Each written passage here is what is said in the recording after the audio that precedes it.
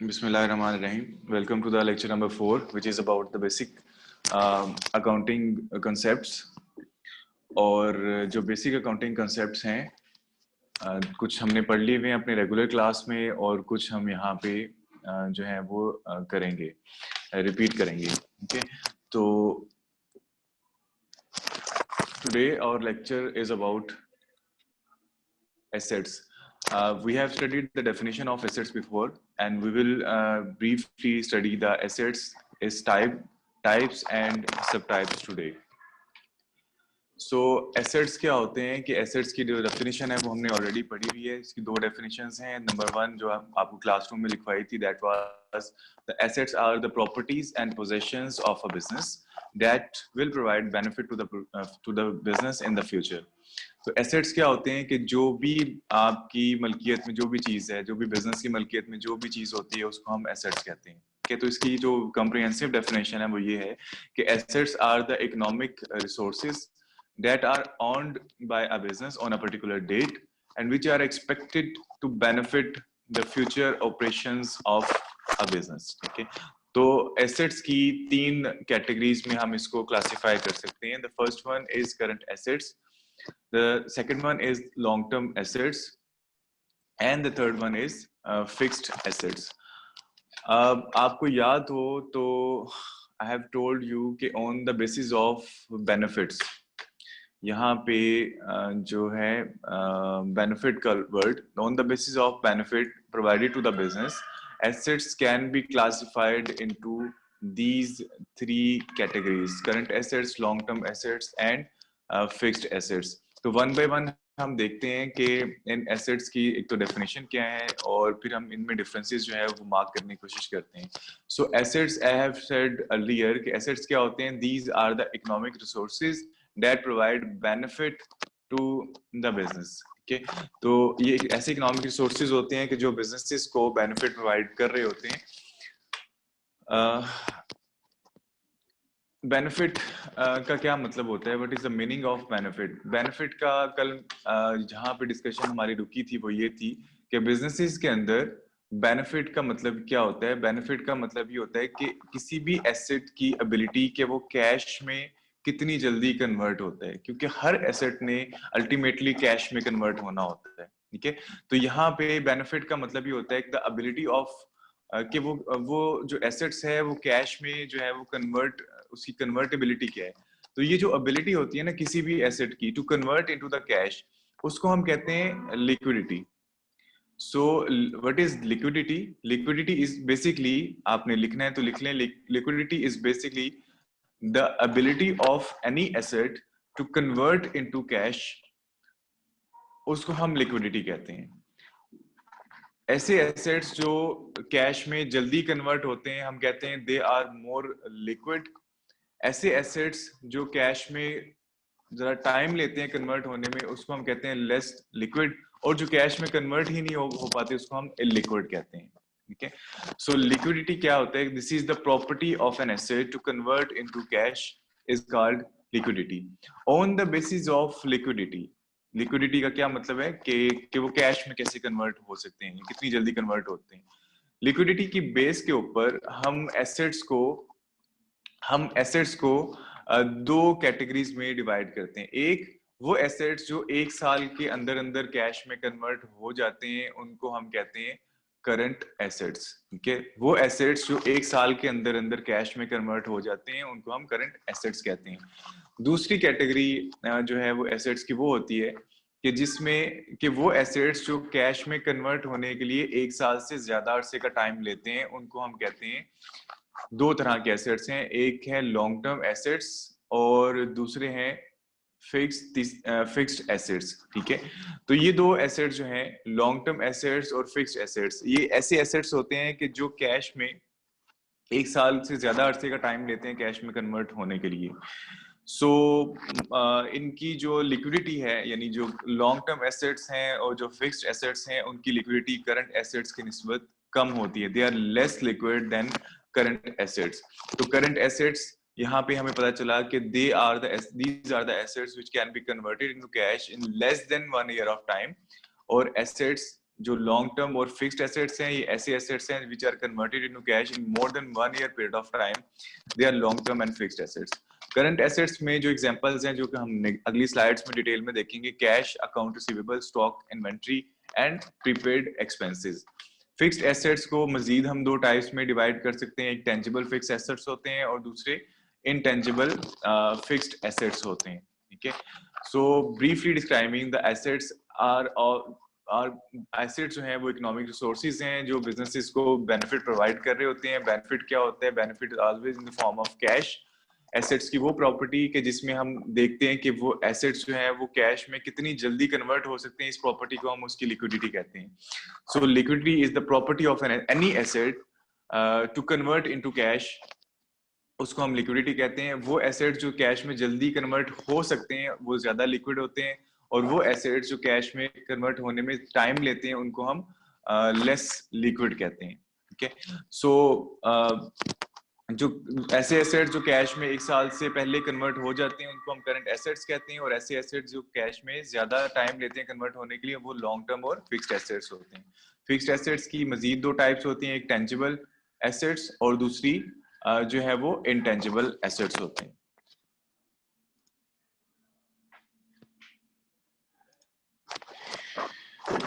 सबसे पहले हम देखते हैं कि करंट एसेट्स क्या होते हैं और फिर इनकी जो टाइप्स हैं वो देखेंगे।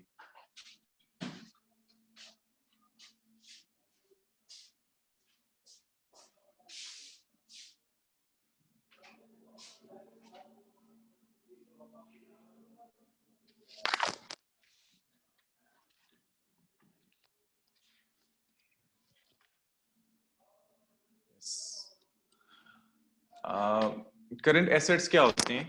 अभी हमने जिक्र किया कि what are the current assets. तो current assets are basically these are the assets which can be converted into cash within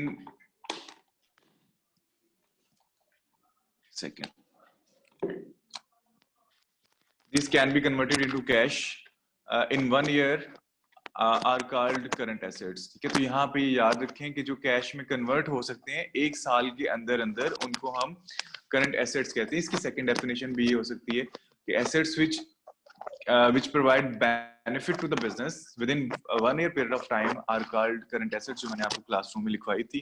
आप वो याद कर लें, आप ये वाली याद कर लें, दोनों ही करेक्ट हैं। ठीक है, तो करंट एसेट्स की हम देखते हैं कि इसकी जो एग्जांपल्स हैं, ठीक है, इसकी एग्जांपल्स में 4 मेजर हैं, इसके अलावा भी एग्जांपल्स हो सकती हैं इसकी, लेकिन जो फ्रीक्वेंटली जो आपको जिससे डील करना पड़ेगा करंट एसेट्स की एग्जांपल्स में वो ये 4 हैं।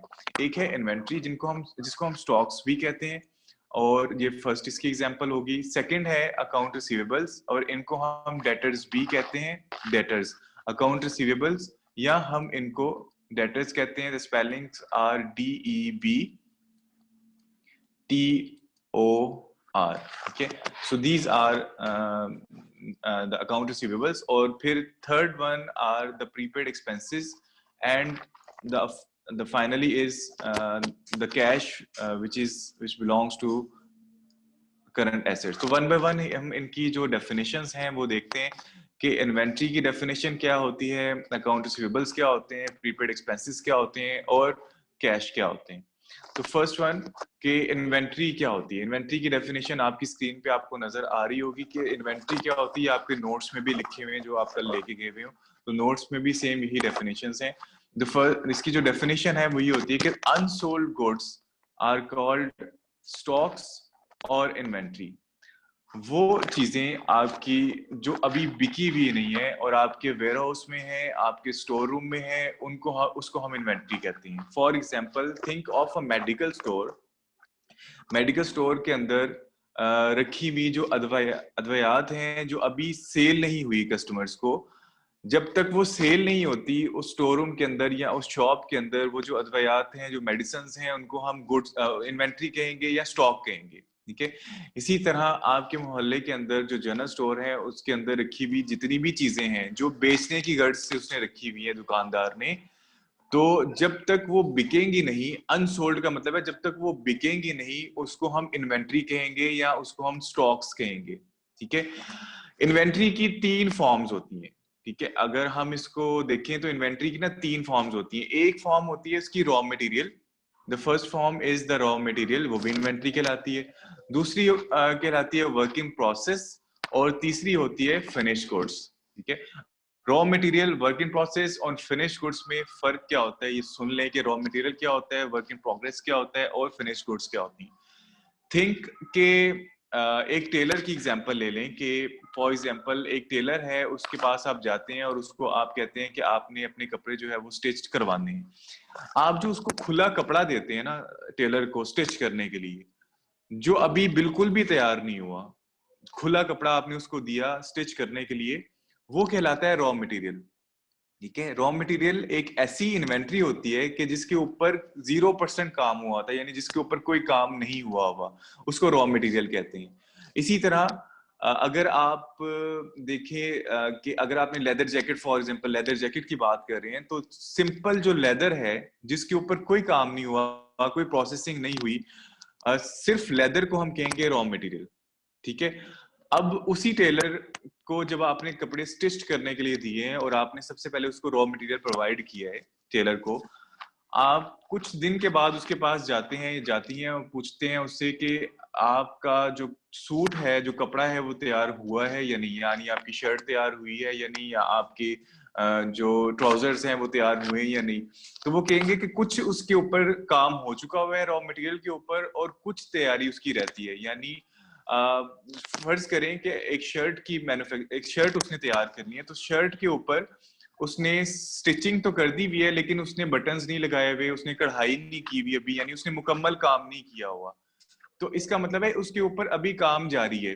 तो इस फॉर्म को हम कहेंगे इन्वेंट्री की, इस फॉर्म को, कि जो ना तो रॉ मटेरियल कहलाती है या ना ही वो फिनिश गुड्स कहलाती है। इसको हम वर्क इन प्रोग्रेस कहते हैं। वर्क इन प्रोग्रेस या वर्क इन प्रोसेस के अभी उसके ऊपर काम चल रहा है, कि ना तो वो रॉ मटेरियल में क्लासिफाई कर सकते हैं आप उसको, और ना ही आप जो है वो उसको क्लासिफाई कर सकते हैं फिनिश गुड्स में। ठीक है।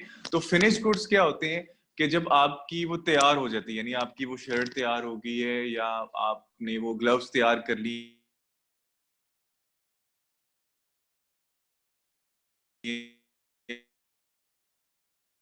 आपने तैयार कर ली है, तैयार हो चुकी है, तो आपकी फिनिश गुड्स में होगी, उसको हम कहते हैं फिनिश गुड्स। यानी आपकी तैयारशुदा जैकेट है, आपके पास तैयारशुदा जो है वो शर्ट्स हैं या ग्लव्स हैं, तो these are called finish goods. तो इन्वेंट्री की 3 फॉर्म्स होती हैं। एक तो रॉ मटेरियल कि जिसके ऊपर बिल्कुल भी काम नहीं हुआ हुआ, जिसका अभी मैंने एग्जांपल दी कि आप टेलर के पास जाते हो और खुला कपड़ा लेके जाते हो, तो that is the raw material.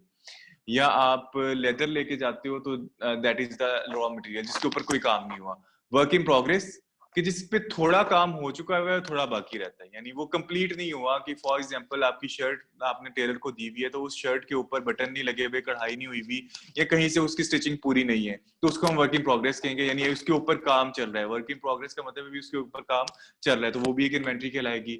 और लास्ट है फिनिश गुड। जब वो सारा तैयार हो जाता है तो उसको हम कहते हैं फिनिश गुड, ये तैयार शुदा माल होता है, यानी आपकी फिनिश फॉर्म में जो आप स्टोर से ले लेते हैं गुड्स, उसको हम फिनिश गुड्स कहते हैं। सेकेंड एग्जाम्पल करंट एसेट्स में आती है अकाउंट रिसीवेबल की, और उसमें जो डेफिनेशन है वो आपके सामने लिखी हुई है कि अकाउंट रिसीवेबल्स, और सेकंड इसका नाम मैंने बताया था कि डेटर्स, DEBTOR, इसमें टी साइलेंट है, तो डेटर्स हम इसको कहेंगे। अकाउंट रिसीवेबल्स क्या होते हैं? ये आपके ऐसे कस्टमर्स होते हैं जिनको आपने चीजें उधार पे दी हुई हैं और जिनसे आपने पैसे इन द फ्यूचर लेने हैं।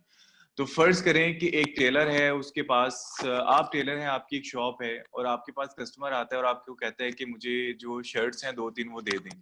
तो आप बीइंग अ शॉप ओनर आप उसको शर्ट्स जो हैं वो सेल करते हैं, और उस शर्ट्स की जो प्राइस है फॉर एग्जांपल 3000 उसकी प्राइस है, जो कि आपने कस्टमर से रिसीव करनी है। वो कस्टमर आपको कहता है कि मैं आपको पैसे 3 या 4, वो आपका बहुत अच्छा कस्टमर है, वो आपको कहते हैं मैं 3 से 4 दिन बाद आपको पैसे दे दूंगा।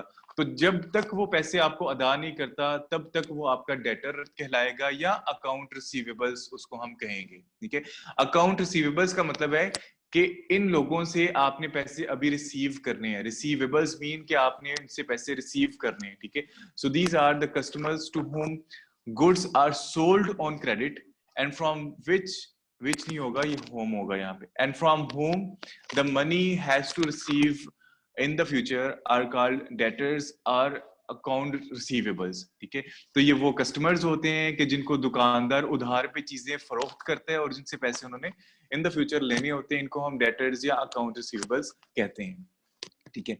The third example is the prepaid expenses, ठीक है। तो प्रीपेड एक्सपेंसेस को समझने के लिए एक सिंपल सी एग्जांपल जेन में लेके आए कि फॉर एग्जांपल आप जो मोबाइल फोन के अंदर जो कार्ड लोड करते हैं उसको हम प्रीपेड कार्ड कहते हैं। उसको हम प्रीपेड कार्ड क्यों कहते हैं? इसलिए कहते हैं, प्री का मतलब होता है पहले से और पेड का मतलब होता है अदाशुदा, ठीक है। तो प्रीपेड का मतलब होता है कि अदाशुदा और जो एक्सपेंसेस हैं वो अखराजात कहलाते हैं। यानी आपके ऐसे अखराजात जिनसे अभी तक आपने बेनिफिट लिया तो नहीं, यानी अभी आपने उसको यूज नहीं किया लेकिन आप वो पहले अदा कर चुके हो, उसको हम प्रीपेड एक्सपेंसेस कहते हैं। जिस तरह मैंने एग्जांपल दी अभी प्रीपेड कार्ड की कि आप कार्ड फोन के अंदर लोड पहले कर लेते हैं, बाद में आप उसका बैलेंस यूज करते रहते हैं पूरा महीना, ठीक है। फॉर एग्जांपल आपने 500 का कार्ड लोड किया और एक महीना आपको उसको यूज करने के लिए, तो आपने वो 500 जो है वो पहले से पे कर दिया, यानी दिस इज प्रीपेड, ऑलरेडी आपने पे कर दिए। फिर आप उससे फायदा कब लेंगे? पूरा महीना आपने उससे फायदा लेना है। तो this is called prepaid expenses और इसकी डेफिनेशन देखते हैं। प्रीपेड एसेट्स भी इसको कहते हैं। अब prepaid asset is an expense, ये एक ऐसा एक्सपेंस होता है that has already been paid, जिसको आप पहले से अदा कर चुके होते हो, but which has not been consume, लेकिन जिसको आपने अभी तक कंज्यूम नहीं किया होता है, अभी आपने इसको यूज नहीं किया होता। मिसाल के तौर पर पहली एग्जांपल है रेंट पेड इन एडवांस, कि आप किसी जगह पे रहते हैं और उसका आप किराया देते हैं, आप रेंट पे करते हैं।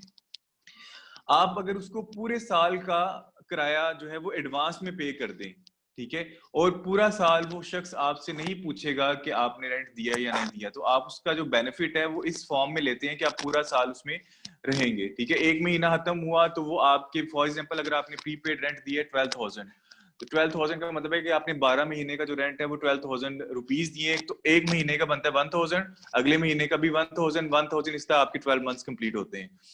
तो जब आप एक महीना यूज कर लेंगे, यानी एक महीना जब आपने रह लिया, तो 1,000 का जो रेंट है वो आपने कंज्यूम कर लिया। अब आपका जो प्रीपेड रेंट का बैलेंस है वो 11,000 रह जाएगा। दूसरा महीना फिर आपने 2,000 तक का बैलेंस है वो कंज्यूम कर लिया, फिर आगे आपका 12,000 रह जाएगा। ये उसी तरह से जिस तरह आप प्रीपेड कार्ड लोड करवाते हैं, 500 का कार्ड लोड करवाया आपने, 10 दिन के अंदर 200 का बैलेंस यूज किया, तो 200 आपका कंज्यूम हो गया, वो एक्सपेंस में चला जाएगा, वो प्रीपेड नहीं रहेगा।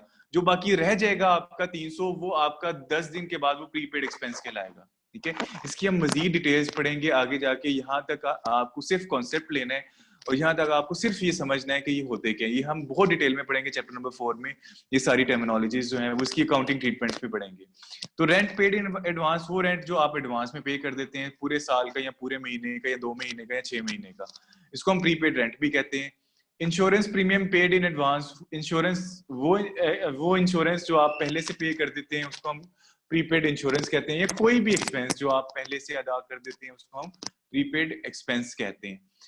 तो fourth one is the example of current asset, that is cash. Cash क्या होता है? सिंपली मनी इन कॉइन्स और नोट्स, ठीक है। नोट्स की फॉर्म में या कॉइन्स की फॉर्म में जो आपके पास पैसे होते हैं उसको हम कैश कहते हैं। तो अल्टीमेटली जो हर एसेट है, वो मैंने आपको एट फर्स्ट आपको बताया कि जितने भी एसेट्स हैं तो सारे एसेट्स अल्टीमेटली कैश में कन्वर्ट होने होते हैं। तो कल मैंने आपको बताया था कि cash is consider as a life blood of a business. ये किसी भी बिजनेस का लाइफ ब्लड कहलाता है। जब तक किसी बिजनेसेस के अंदर कैश नहीं होंगे तो उसकी जो ऑपरेशंस है वो नहीं चल सकते। तो cash is basically the life blood. इस वजह से हम कहते हैं कि हर एसेट ने कैश में कन्वर्ट अल्टीमेटली होना होता है, ठीक है।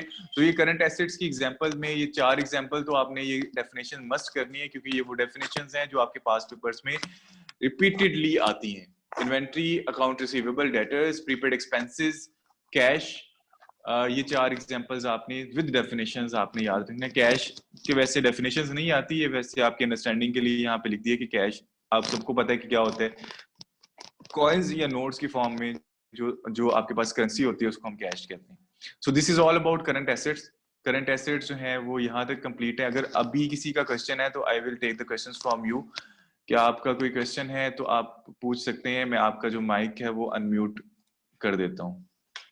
किसी का क्वेश्चन है तो साथ हैंड रेज की ऑप्शन है, तो आप हैंड रेज भी कर सकते हैं। फॉर एग्जाम्पल अगर आप चैट बॉक्स में जाएंगे तो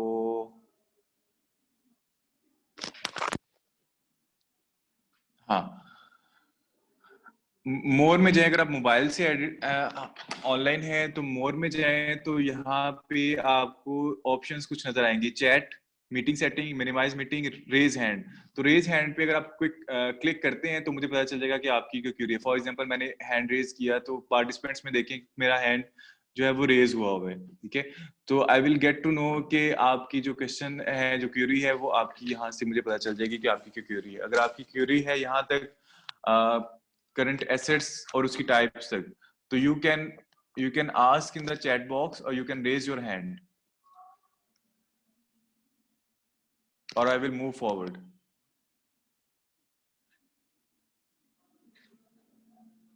Okay, I will move forward. Next is long term assets. Long term assets क्या होते हैं? Assets which are expected to convert into cash after 1 year period of time are called long term assets. वो assets जो cash में convert होते हैं लेकिन 1 साल से ज्यादा का टाइम लेते हैं, उनको हम करंट लॉन्ग टर्म एसेट्स कहते हैं। जो करंट एसेट्स हैं वो 1 साल के अंदर अंदर कैश में कन्वर्ट हो सकते हैं और हो भी जाते हैं, उनको हम करंट एसेट्स कहते हैं, ठीक है। तो लॉन्ग टर्म एसेट्स उससे बिल्कुल opposite. So these are the assets which can be converted into cash after 1 year period of time are called long term assets. इसकी कुछ एग्जांपल्स हैं। इन्वेस्टमेंट्स जो आपने की होती हैं, फॉर एग्जांपल आपने शेयर्स लिए हुए किसी कंपनी के या आपने बॉन्ड्स लिए हुए। यहाँ पे डिटेल में ज्यादा जाने की जरूरत नहीं है। बॉन्ड्स क्या होते हैं, शेयर्स क्या होते हैं। शेयर्स बेसिकली कंपनियों के हिस्से को कहते हैं, यानी स्टॉक्स को कहते हैं। ये स्टॉक एक्सचेंज के अंदर सेल हो रहे होते हैं। तो आपने अगर किसी भी कंपनी के शेयर्स लिए हुए तो उसको हम कहते हैं कि इन्वेस्टमेंट्स इन शेयर, ठीक है। जैसे मैंने आपको पार्टनरशिप की एग्जांपल में बताया था कि आपके फॉर एग्जांपल 4 पार्टनर्स हैं, फॉर एग्जांपल 4 पार्टनर्स हैं और 25% इन्वेस्टमेंट ए की है, 25% बी की है, 25% सी की है, 25% डी की है। तो ए के जो शेयर्स होंगे ना वो 25% होंगे, बी के 25%, सी के इसी तरह। आपने किसी भी कंपनी के जितने शेयर्स लिए हुए हैं कि कितने परसेंट आपने इन्वेस्टमेंट की हुई है उस कंपनी के अंदर, उसको हम कहते हैं इन्वेस्टमेंट्स इन शेयर्स। तो यहाँ पे इतना काफी है, इसकी एग्जांपल्स काफी है क्योंकि इसकी डेफिनेशंस नहीं आती। लोन्स रिसीवेबल, अच्छा ये लोन्स वो हैं जो आपने किसी को दिए हुए और आपने उससे पैसे लेने हैं, ठीक है। फर्ज करें कि आपने किसी दूसरे शख्स को 50,000 रुपए पैसे दिए हुए और आपने उसको कहा कि मुझे 2 साल में वापस कर देना। तो आपको जो पैसे मिलेंगे, जो लोन आपको वापस वो देगा, वो 2 साल के बाद वो पे करेगा, ठीक है। तो 2 साल तक वो आपके लोन्स रिसीवेबल्स कहलाएंगे, ठीक है। तो इसका मतलब है कि ये वो लोन्स हैं जो जिनको 1 साल से ज्यादा अरसा लगेगा कन्वर्ट होने में, कैश में कन्वर्ट होने के लिए। So that's why they are called long term assets, क्योंकि आपने जो इसको कर्जा दिया हुआ है वो 1 साल से ज्यादा अरसे के लिए दिया हुआ है। अच्छा, अब वो कर्जा जो आप 1 साल के लिए देते हैं वो करंट एसेट्स में आएंगे, उनको हम शॉर्ट टर्म लोन्स रिसीवेबल्स कहते हैं, ठीक है। ये आपके लॉन्ग टर्म लोन्स कहलाएंगे, ठीक है। लॉन्ग टर्म लोन्स आपके ऐसे लोन जो आपने किसी को दिए हुए, याद रखिएगा कि 2 तरह के लोन्स आपको नजर आएंगे, एक लोन्स रिसीवेबल्स होंगे, एक लोन्स पेएबल्स होंगे, ठीक है। तो लोन्स रिसीवेबल का मतलब है कि आपने अगर किसी को कर्जा दिया हुआ और आपने उससे पैसे लेने हैं, वो रिसीवेबल्स में आ जाएंगे। और जो पेबल्स हैं वो आपने किसी से लिया हुआ है और आपने उसको पैसे वापस करने हैं, वो आएंगे आपकी लाइबिलिटीज में। वो जब हम लाइबिलिटीज पढ़ेंगे तो वहां पे हम इसको देखेंगे। तो यहाँ पे याद रखिए कि ये वो कर्जे हैं कि जो आपने किसी से लिए हुए हैं। अब 40 मिनट्स होने वाले हैं, शायद ये ड्रॉप हो जाए कॉल, तो मैं दोबारा से शेयर करूंगा लिंक, तो आप दोबारा से ज्वाइन कर लीजिएगा। Next is notes receivables. अच्छा, ये यहाँ पे ना इस पे थोड़ी सी बात करने की जरूरत है, उसकी डेफिनेशन भी आती है। नोट्स रिसीवेबल्स क्या होते हैं? फर्ज करें कि these are the 2 individuals A and B, ठीक है। इन ए जो है वो सेलर है, he is a seller, seller मतलब है उसने चीजें बेची हुई हैं। And B is the buyer, मतलब ये इसने चीजें इससे खरीदी हुई हैं। ये दुकानदार है और ये इसका कस्टमर है, ठीक है। तो फर्ज करें कि जो सेलर है उसने 3,000 3000 की जो चीजें हैं वो इसको बेचती हैं, कि वो दुकानदार है, उसने 3000 की चीजें उसको बेच दी। जैसे जनरल स्टोर पे आप अक्सर जाते हैं तो आपको जो है वो क्रेडिट पे दे देता है, राशन दे देता है, आपको चीजें दे देता है, उधार पे चीजें दे देता है। तो ये दुकानदार है जिसने अपने कस्टमर को 3000 की चीजें उधार पे दी हुई हैं, ठीक है। अब ये जो 3000 है ना, ये वो पैसे हैं कि जो ए ने बी से रिसीव करने हैं, तो ये रिसीवेबल्स कहलाएंगे, ठीक है, ये रिसीवेबल्स कहलाएंगे 3000। अब अगर ए और बी का जो वर्बल अगर तो वर्बली एग्रीमेंट रहे तो इसको हम रिसीवेबल्स, सिंपली हम इसको रिसीवेबल्स कहेंगे। ए के लिए ये रिसीवेबल्स हैं। लेकिन अगर ए और बी के दरमियान कोई मुआहिदा हो जाए, कोई रिटन कॉन्ट्रैक्ट हो जाए और लीगल पेपर के ऊपर कॉन्ट्रैक्ट हो जाए, वो कहता है कि मुझे इस कॉन्ट्रैक्ट साइन करके दो, मुझे तुम पे यकीन नहीं है कि तुम मुझे पैसे वापस करोगे।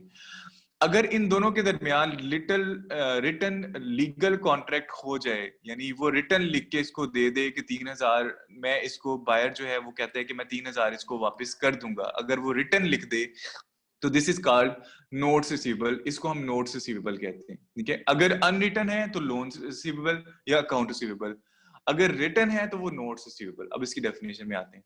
अ note receivable is a written promise. ये रिटन प्रॉमिस है कि जब आपने किसी को पैसे देने हैं या किसी से लेने हैं तो आप उससे रिटन प्रॉमिस ले लेते हैं, लीगल पेपर के ऊपर, स्टाम्प पेपर के ऊपर, कि आपने मुझे पैसे देने हैं। To receive the amount from debtor, debtor वो शख्स जिसने आपको पैसे अदा करने हैं। ये रिटन प्रॉमिस है कि जिसमें आप डेटर से जो है वो पैसे रिसीव करते हैं ऑन अ पर्टिकुलर डेट, एक खास डेट के ऊपर, and usually calls for the receipt of interest as well, और नॉर्मली इसके ऊपर इंटरेस्ट भी चार्ज किया जाता है, ठीक है। तो these are called notes receivable.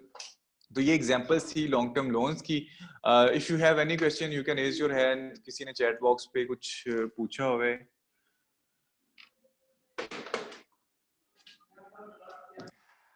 बताओ मुश्ताक। नहीं, इन्वेंट्री में आपकी वो तमाम चीजें आएंगी, हर चीज नहीं आएगी। इन्वेंट्री में वो तमाम चीजें आपकी इंक्लूडेड होंगी, वो तमाम चीजें जो आप बेचने की गर्ज से लेकर आए हैं उसको हम इन्वेंट्री में इंक्लूड करेंगे, ठीक है। वो तमाम चीजें जो आप यूज करने की गर्ज से लेके आए वो इन्वेंट्री में नहीं आएंगे। फिक्स्ड एसेट्स हैं वो आपकी इन्वेंट्री में नहीं आएंगे। इसकी एग्जांपल मैंने आपको मेडिकल स्टोर की दी थी कि मेडिकल स्टोर के अंदर पड़ी हुई जो मेडिसिन है वो इन्वेंट्री कहलाएगी, लेकिन उसके अंदर जो पड़े हुए रैक्स हैं, जो उसका फर्नीचर है और जो उसका कंप्यूटर सिस्टम है वो इन्वेंट्री में नहीं आएगा। इन्वेंट्री में हर वो चीज जो बेचने की गर्ज से लेके आए हुए हैं वो